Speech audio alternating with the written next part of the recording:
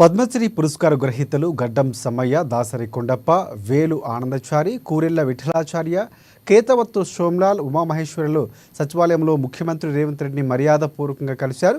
వారిని సీఎం షారువాలతో సత్కరించారు. ఒక్కొక్కరికి 25 లక్షల రూపాయల చెక్కులను అందించారు. నగదు బహుమతి అందించేందుకు ముఖ్యమంత్రికి వారు కృతజ్ఞతలు తెలిపారు.